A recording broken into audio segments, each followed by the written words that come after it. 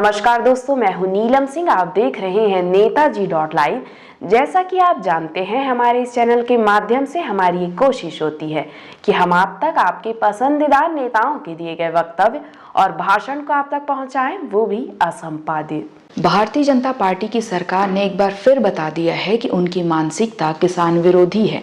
जिस तरीके से कृषि कानून में संशोधन किया गया है 1972 के, उससे छत्तीसगढ़ के किसानों का भला होने वाला नहीं है, ऐसा कहना है छत्तीसगढ़ के पूर्व मुख्यमंत्री भूपेश बघेल का। आइए देखते हैं हमारे चैनल के माध्यम से विभिन्न विषयों पर वे क्या प्रतिक्रिया दे रहे हैं। आज भारतीय जनता पार्टी की सरकार ने फिर से एक बार बता दिया किसान विरोधी उनकी मानसिकता है और जो कृषि कानून में जो संशोधन किया 1972 में, उससे छत्तीसगढ़ के किसानों का भला होने वाला नहीं है। इसमें सीधा सीधा यह है कि बाहर के क्रेता यहाँ आएंगे, मंडियों में उनके दलाल घूमेंगे, किसानों से फसल खरीदेंगे और स्थिति यह है कि यहाँ के जो व्यापारी हैं वो साल 2 साल में मंडी से बाहर हो जाएंगे और उसके बाद फिर जो बड़े कॉरपोरेट घराने हैं उनका फिर एकाधिकार हो जाएगा, किसानों को फिर दाम मिलने वाला नहीं है। इस कानून से पहला नुकसान। दूसरा ये है, यदि सरकार चाहती है कि किसानों के उपज को कीमत मिले तो ये तय हो जाना चाहिए था कि जितने भी छत्तीसगढ़ में उत्पादन हो रहा है उसका एमएसपी से नीचे कोई खरीदी नहीं होगी। भारत सरकार ने जो एमएसपी तय नहीं किया है वो एमएसपी राज्य सरकार तय कर ले, उससे नीचे ना बेचे, ये सुनिश्चित हो। तीसरा ये है कि जो बाहर से जो कंपनी खरीदी करेंगे, जो व्यापारी खरीदी करेंगे, उसका कोई यहाँ रजिस्ट्रेशन नहीं होगा। यदि कोई विवाद होगा तो राज्य सरकार को ब्लैक लिस्ट करने का भी अधिकार नहीं है, वो रोक नहीं पाएंगे और उसका समाधान नहीं होगा किसान और व्यापारियों के बीच में। और चौथा ये है कि यहाँ के पशु के निर्यात देश के बाहर किया जा सकता है, ये भी उपाबंद में है। तो ये बेहद दुर्भाग्यजनक बात ये है।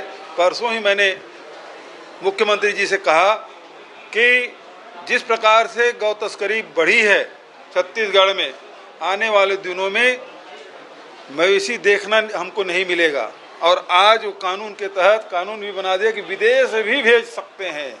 निर्यात का अर्थ ये है कि विदेश, भारत के बाहर भी भेजा जा सकता है। इसका मतलब ये है कि यहाँ के पशुधन को बेचने का लाइसेंस ये सरकार ने दे दिया है। तो बेहद दुर्भाग्यजनक है, ये काले कानून है। आज का दिन छत्तीसगढ़ के इतिहास में काले दिवस के रूप में लिखा जाएगा। और मैंने कृषि मंत्री जी से कहा कि इसे वापस ले लीजिए, आज नहीं तो कल फिर वापस लेना पड़ेगा। जी, छत्तीसगढ़ कृषि उपज मंडी अधिनियम 1972, इसमें संशोधन किया गया और उसमें बताया गया है कि छोटे छोटे संशोधन किए गए, लेकिन उपाबंध में देखेंगे जो धारा 2 की उपधारा 1 खंड च उसमें स्पष्ट लिखा है, निर्यात से अभिप्रेत है कि कृषि उपज जिसमें पशुधन भी शामिल है का भारत से बाहर भेजा जाना, ये स्पष्ट है। इसीलिए मैंने कहा कि गौवंश की तस्करी हो रही है, अभी चोरी छुपे हो रहा है। अब तो सीधा खरीदेंगे, भरेंगे, ट्रकों में जाएगा। ये तो कानून ही बना रहे हैं।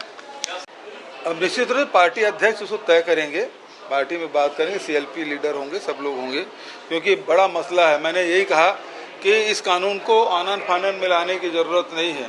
हालांकि कार्य मंत्रणा समिति की बात को हम लोग बाहर नहीं कर सकते, लेकिन उस समय भी हमको बताया गया था कि इसमें बहुत छोटा सा संशोधन है, लेकिन वो संशोधन बहुत किसानों को, व्यापारियों को बहुत भारी पड़ने वाला है।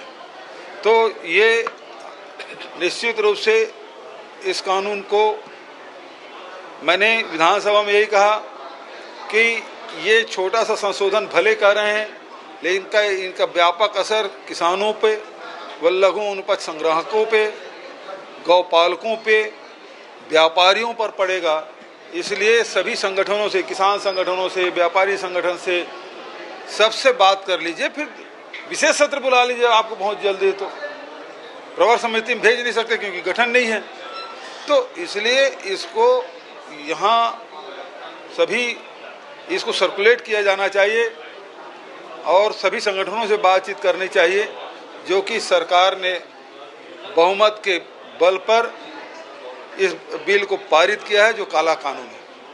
सीधी बात है कि आपने देखा कि कैसे जो ये सरकार जो मीट निर्यातक है उससे 250 करोड़ रुपए जब चंदा लिया है तो इनके जो गौ भक्ति है वो समझ आ जाता है।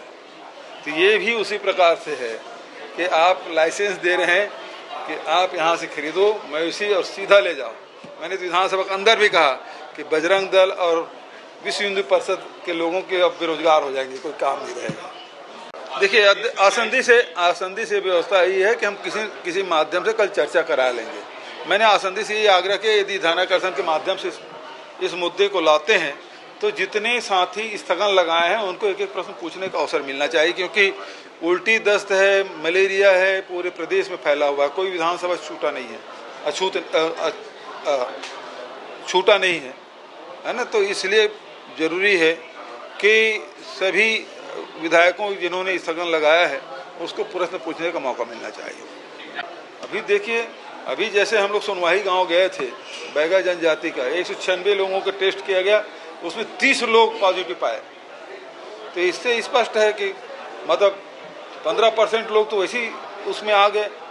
जहाँ भी देखें, जिस क्षेत्र को भी ले लें, खासकर जो जनजाति बाहुल्य क्षेत्र हैं वहाँ अभी मलेरिया का प्रकोप बहुत है, क्योंकि बरसात लगने के बाद घने जंगल हैं, मच्छर बहुत पनपते हैं। अब धीरे से क्योंकि अब बारिश हो गई है, शहरों में भी गड्ढों में पानी भरेगा तो यहाँ भी डेंगू मलेरिया का प्रकोप बढ़ेगा। पानी के खराबी कारण तो उल्टी दस्त हो गया, मौत हो गया, पीलिया भी होगा उससे। आपने देखा क्या कह रहे थे छत्तीसगढ़ के पूर्व मुख्यमंत्री भूपेश बघेल। इसी तरह हमारे चैनल में बने रहने के लिए चैनल को लाइक करें, शेयर करें और सब्सक्राइब करें। नमस्कार। नेताजी.live के प्रायोजक है Satyadeep diagnostic and clinic, Supela, Bhilai.